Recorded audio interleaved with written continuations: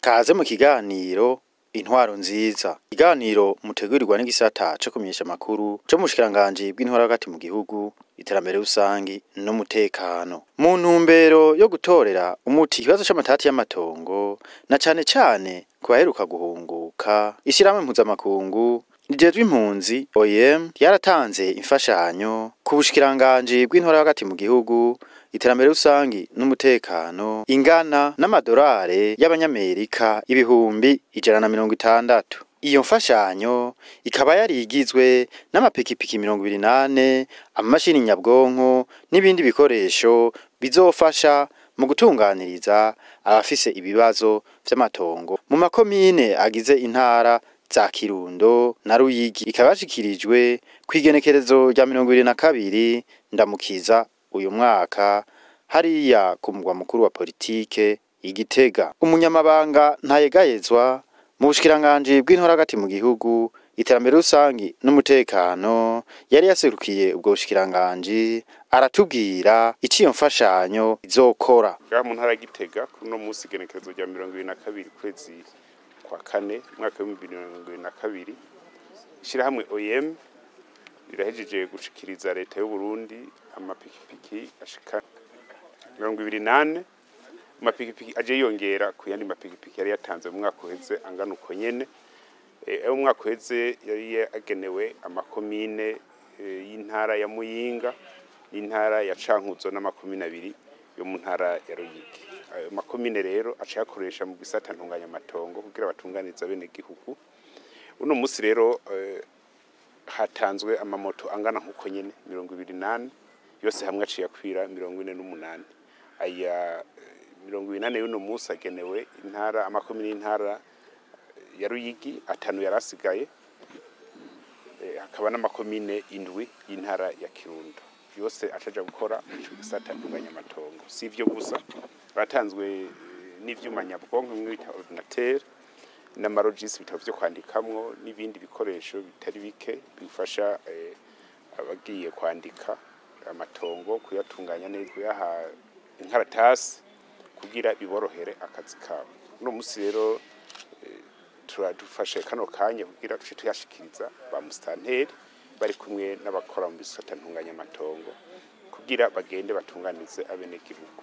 Twabahaye impanuro rero, twabanje gushikenguruka tukengurukira OIM kuko iri mu mashira hamwe yatahuye intumbero nyinshi mukuru w'igihugu cacu yatanze yuko leta n'amashiramwe mpuzamakungu bogirira ibikorwa hamwe bakitegurira hamwe, kuko ikinya twagiteguriye hamwe na OIM twabonye ibikenewe mu makomine, baravuga ati reka natwe dushiremo akiwacu tubahe amamoto n'amaordinateur n'ibindi bikoresho ibaheje gutanga.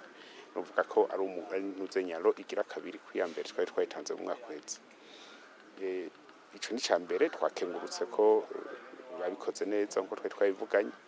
Ica kabiri twaciye tubwira tubatera kamo ko uno musi duhejeje gutanga amamoto y'intara 4: Kirundo, Muyinga, Ruyigi na Cankuzo. Hasigaye intara 13 na mbere ya Bujumbura, kandi hose harimo ivyo bisata ntunganya matongo. Yaranamenyesheje abazokoresha izo pikipiki ko atari zabo, ahubwo ngo igikorwa zateguriwe kirazwi.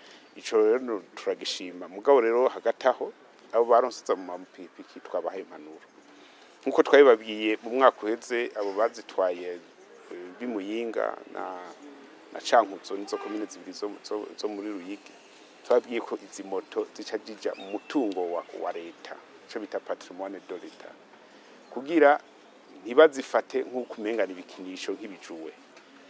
N'amapikipiki n'ibikoresho bindi bice bija mu mutungo wa leta, patrimoine ya leta, kugira babikoreshe neza bisunze amategeko agenga ibikoresho vya leta. ukuvuga ko OIM izoja kugira entretien kuguru gusesa amavuta ageze kugira cyangwa guhindura kinyoteri ca zimye cyangwa byagenze gute bayifate nkuko ibikoresho vya leta bindi bibungwa nico kimwe n'aba mashini n'ibindi byose kandi twabwiye yuko kizira kuja kuzigirako utazi kugendesha imoto ntaza kwigira kuri yo agenda kwiga muri auto école aho mwigisha kugendesha imoto bamuhe na permis hanyuma azoze kwigendesha amaze kuronka ubashe burenganzira bwo kugendesha imoto kandi anabishoboye twanabwiye kandi ko kizira ko bamustanteri baca bazishira mu bindi bikorwa vya komine kuko izizije kuri ico gikorwa cyane cyane cyo gucantunganya amatongo kugira amadokima asabwa n'abene gihugu kugira itongo ryandikwe neza binyaruke na cyane cyane ko nkuko mubizi umaze kwandikisha itongo ryawe muri ntunganya amatongo urikingiye kandi nabo bawikingiye abashobora kuza kuri kunyaga na cyane cyane ko wamaze kuryandikisha baguha ico bita certificat foncier ushobora no kugenda muri titre foncier bakaguha titre de propriété kugira bibaye ngombwa urije no muri banki baguhe ideni bishimikije iyo ngwate watanze uko udafise ikintu canditse uri muri banki nta deni baguha yagiriye kashimira iryo shira hamwe OIM ingene ryitanga ritiziganya mu gushigikira ubushikiranganje OIM ikora ibintu byinshi nababwiye ko mu mwaka w'ejo yaduhaye izipikipiki 24 nyene n'ibindi bikoresho nkuko kandi harahanye byabereye mu mwaka w'ejo mugo turetse n'ivyo baritayeho cyane abene gihugu muri buka abagize ibyago mu gatumba igihe amazi abaye murengera mu mwaka w'ejo OIM yabaye ya mbere kuza kubafasha irandafasha n'abandi bafise ingorane mu gihugu bakabashigikira mu bikorwa bitari bike tudodoye muri OIM ntibateba kugurura baradufasha mu byo bashoboye naho batabafise amafaranga menshi cyane ko nabo nayo barinda kurondera ivyo bashoboye barabifasha turakenguruka ko nkuko nabivuze bari mu ntumbero yatanzwe na nyinshi mukuru w'igihugu cacu yuko tugira imigambi tuyikorera hamwe nabo dufashanya ibikorwa kuko baje kudufasha ntivyumvikana ko nka OIM yogira programa yayo ngo igiye ngo gushira mu ngiro program kiretse ko iyo iza gushigikira programa y'igihugu uno munsi rero turashima cyane ko OIM iza kudushigikira mushirwa mu ngiro ry'umugambi wo gutunganiza bene gihugu w'intunganya amatongo no gufasha ivyishoboye iyo tubateye akamu mugo muri gisata ntunganya amatongo turana ko OIM iri mu bisata vya mbere mpuzamakungu bifasha cyane bishigikiye leta y'u Burundi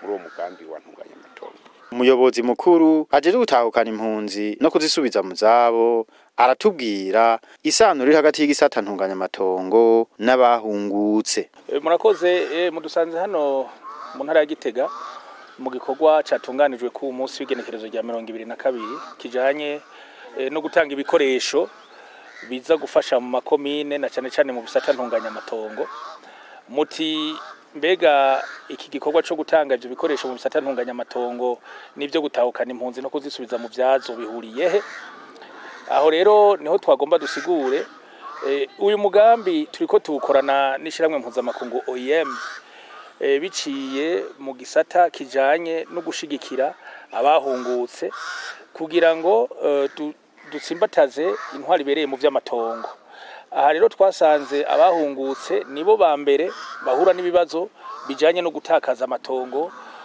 bijanye no kubura amatongo inyuma yo guhunga iyo bahungutse rero bagasanga ivyo bibazo birahari byabaye ngombwa ko tuja hamwe n'abasanzwe bafasha kugira ngo twige umuti w'ivyo bibazo niho rero OIM yacibi ya mbere iravuga iti twebwe tuzofasha muri ico gisata ntunganya amatongo cyo muri komine kugira bakurikirane abahungutse bafise ivyo bibazo vy'amatongo mugabo kandi hacajamwe n'abasangwa rero ni muri yo ntumbero turi ngaha ibi bikoresho biriko bitangwa mu mugambi wo gushigikira abahungutse kugira ngo basubire mu zabo biyumve mu vyabo biyumve koko bari mu gihugu mugabo ntibiraba bo gusa nkuko nabivuze n'abasangwa nabo bafise ivyo bibazo vy'amatongo nkuko musanzwe mubiza ari ibibazo vy'amatongo ari vyinshi kuko twasanze hafi biba imanza ziri mu makomine masentare y'intango zirenga 60% niziraba amatongo mwizo n'izabahungutse zirimo niho twafatira kugira tuje hamwe na OIM dushireho uyu mugambi tukaba dushimira cyane ishiramwe mpuzamakungu OIM ko twari yagiye ico kibazo hamarika bijyambere tugashimira cyane gose nyakuba mushikiranganje ku kuntu yabahimirije ayo mashira hamwe kugira bafashe muri ico gisata kandi bakaba babikoze. Aratubwira kandi ingene batoye intara zoza imbere mu kuronswa ivyo bikoresho. Mu bisanzwe uko ivyo gutahukana impunzi bimeze hariho intara zifise abahungutse benshi gusumba izindi. Muri izo turashobora kuvuga nk'intara ya Ruyigi, intara ya Cankuzi, intara ya Muyinga, intara ya Kirundo, tugaca tuza tukamanuka mu bumanuko ni Makamba na Rumonge, hama mu burengero harimo intara ya Cibitoke n'izindi ziriko ziraza nka za Kayanza, Ngozi. Muri make rero twahereye aho ahahungukiye abantu benshi cyane kuko ni usanga izo ngorane z'amatongo ari nyinshi.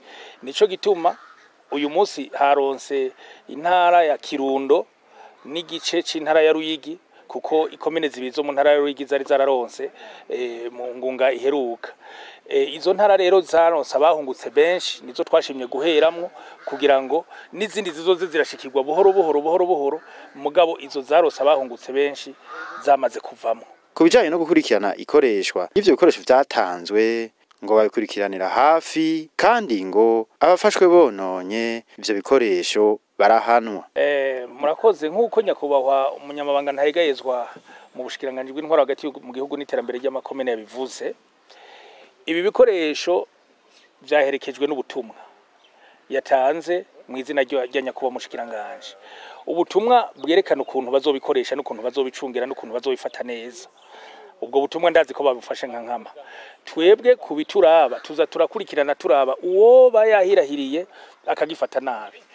Nk'ubu hariho aho bari bigeze gufata ipikipiki muri izi nyene bayirungika mu bikorwa bitajanye n'ivyantunganya amatongo.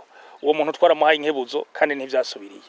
Hariho uwafashe imashini isanzwe irimwo programa ijanye no gucapa uburinganire bw'amatongo. Izijya mashini zijya ordinateur dutanga zirimo programa ijanye no gucapa uburinganire bw'amatongo. Mugabo hariho abari bazikoresheje mu bindi nabo twarabahaye inkebuzo.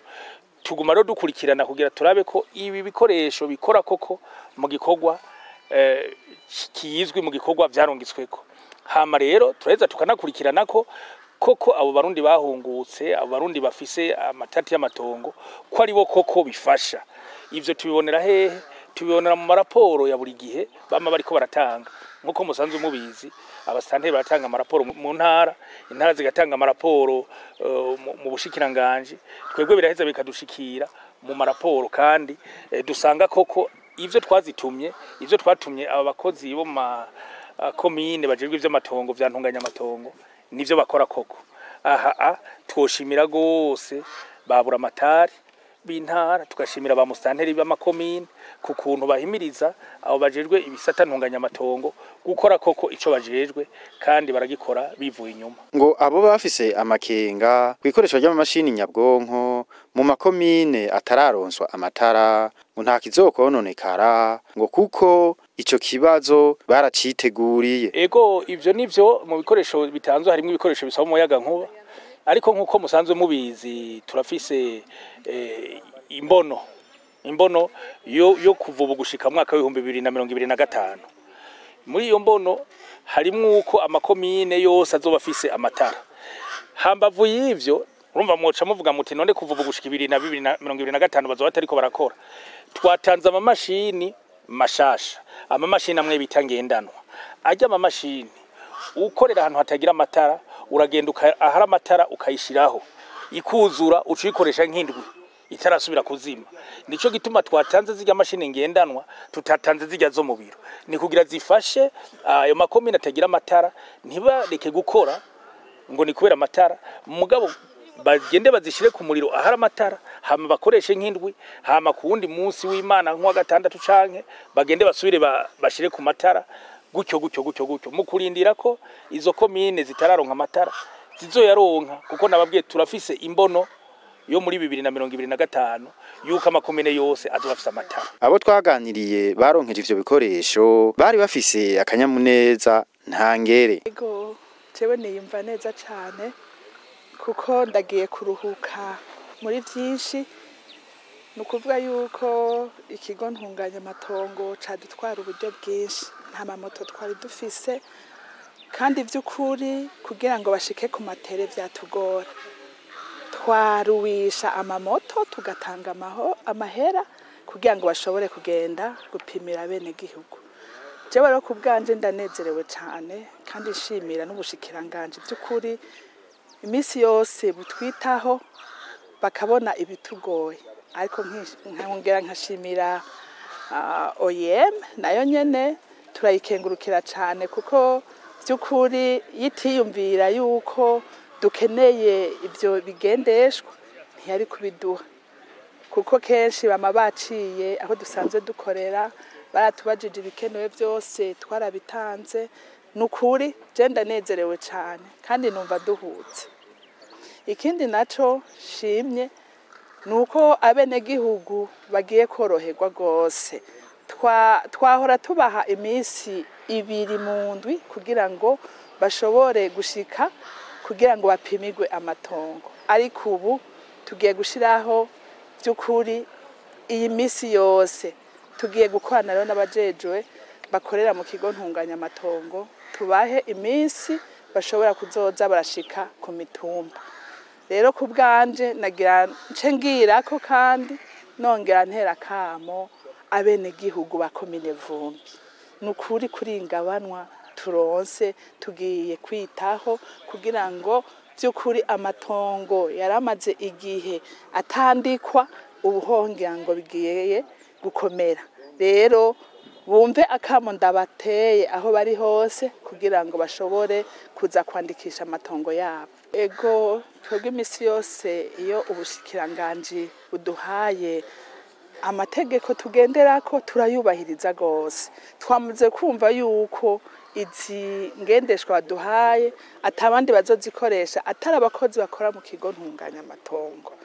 Twebwe rero tuzoshobora by'ukuri kubikurikiza nk'uko na kare bama batubwiye bati turashaka ico tubabwiye yuko mugikorera ko mudaciye akote. Twebwe rero ku bwacu tumaze igihe tubona ukuntu ibintu bigenda mu bushikiranganje wacu, turizera neza yuko aya mamoto azogendeshwa igikorwa cayo. Twebwe ubwa mbere ho twabanza gushima kuri ingabire turonse y'amapikipiki. Twari dusanzwe dukora ariko twakorera mu ngorane zo kubura uburyo bwo kwiyunguruza cyane cyane, kubera nk'abene gihugu bahora ubu mugambi barawumva wo kwandikisha amatongo yabo kugira ngo akingigwe, ariko komine zihora zikora, ariko kubera uburyo buke bwo kwiyunguruza bwari buke, abene gihugu babisaba ari benshi, mugabo mu kubatunganiriza ukaca usanga tubatunganirije ku mwanya batari bifuza ko, kubera ababisaba ari benshi, abakozi nabo ugasanga baragira ingorane zo kwiyunguruza. Izi ngabire ziraje kudufasha cyane kuko ubu bagiye ku kivi. Bahora bagira ikibazo cy'uburyo bwo kwiyunguruza, mugabo ubu kubera ayo mamoto abonetse bagiye gukora, abene gihugu bagiye koroherwa cyane kuko bazobashikira vyoroshe. Twebwe turashimiye cyane ubushikiranganje bw'intara yo hagati mu gihugu, iterambere rusangi n'umutekano, ko biyumviriye ko turiko turakorera mu ngorane, hama bakadusabira bakatudodorera aboshobora kuturonsa iyi ngurane kugira ngo abene gihugu ubwo bushikiranganje bujejwe bagende boroherwa gusumba uko vyahora. Eka nabo bakora mu gisata ntunganyamatongo baronkejwe amapikipiki bari bafise akanyamuneza ntangere, bagira ko batubwira n'ingorane bahora bagira batararonka izo ngendeshwa. Nukuri n'umunezero ntangere kuko tuko turaraba ukuntu twahora dukora amatere tugenda mu misozi, hagiye twagenda n'amaguru, hagiye twakoca mu gihe komine rose uburyo bwo kudukotera imoto igashira kagatoro, nabibuka bisa n'umunezero ntangere kuko ubu ndabona ko komine zo tuzaturayigora kagatoro gusa kugira tugende gutunganiza bene gihugu turaye kutwogwanya amatati afatiye ku matongo. Ikorwanya mukuru dukora nuko intuzenya twakira umwene gihugu aje kwandikisha itongo, hama tukimara kumwakira tukamubaza ikimugenza, akimara kutubwira ikimugenza yuko aje kwandikisha itongo turamwarogistra mu gitabo kitwa registre chronologique de la demande, hama turungika urupapuro ku mutumba gwerekana yuko tuzogenda kumupimira itongo ryiwe inyuma y'imisi 30. Hamara iyo misi 30 igeze cyo dushika ku itongo aho tuba twatumye ko abantu bahanye imbibe na komite ijejwe iby'amatongo ku mutumbi bigizwe n'abantu 7 kugira ngo dushobore gushika ku itongo ryiwe nabo bahanye uburimba ariho bari kujya ntiduhave tumupimira itongo atari gwiwe. Iyo deje kumupimira ari mu gihe atamatati arimwo baca badusinyira twatuzana PV ku ikomine inyuma y'ukundi kwezi twamaze kurungira ku mutumba bakatubwira yuko atamatati na makeya arimwo inyuma y'ukwezi bagaca baza gutora certificate. Ingorane nyamukuru twahura ya mbere yariyo kubura ukuntu dushika kuri tere, ukuntu dushika aho dupima amatongo. Icya kabiri hari gihe imvura yagwa ugasanga tugahiga aho twugama tukabura none twarose intuza n'amaimpermeable ashobora kuzodukinga imvura. Ikindi intuza nyamabote watwara karata n'igihe wanasanga karatotse munsi imvura iguye ugasanga kuzuye amazi birakugora vrema kugira gute kuntu ushobora iyi pikipiki turose uyu munsi tugiye kuyikoresha vy'ukuri ibijaye n'akazi k'igisata ntongo y'amatongo. Si pikipiki yo kugenda gusenga kugenda kugira gute nuko tuzirose kugira ngo dushobore korohereza ababene gihugu bamwe bamabaza kutubwira tugende kubapimira amatongo tukavuga yuko ata déplacement dufise ubu ivyo bintu ntibizosubira nuko tugiye gutunganiza bene gihugu nkuko neza kugira bavyishimira. Dufatiye ku mpanuro wasirukiye umushikiranganje yaduhaye nuko naho hanura bagenzanje yuko aya mapikipiki twayakoresha ivyo yagenewe unabona neza yuko yanavuze yuko aya mamoto ahawe ama service foncier communal vyumvikana yuko kirazira yuko comptable communale agent d'état civil canke umuconseiller mustanteri acabona yuko iyi moto ijyangibe ya commune ijyango iserve ubuzi bwose bwa commune oya nuko aya mamoto araye gusahiriza mu gisata ntunganya matongo nkuko n'ababayere OIM baje ariyo vision bagize gute bafise. Nukuri turanezerewe cyane ukuri twebwe nkatwe nk'iwacu bwa Marangwe hageze ko tujya gupima amatongo y'abantu nukuri byatugora twabura ka déplacement twagenda gutira abadifise ariko ubu ni sawa ubu ko tuzi wacu ubu ni sawa ubu tugiye kuzikoresha neza kandi tugiye kuzifata neza nkuko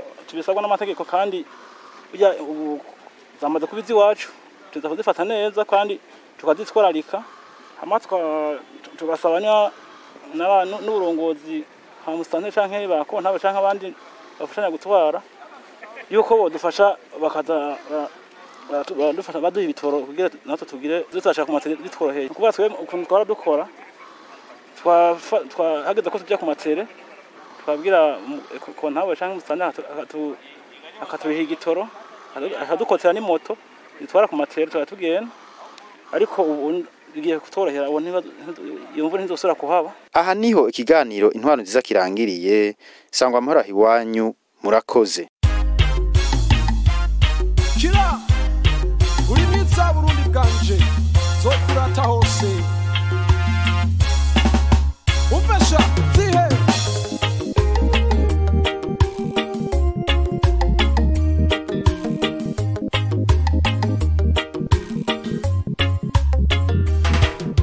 Sayagana Burundi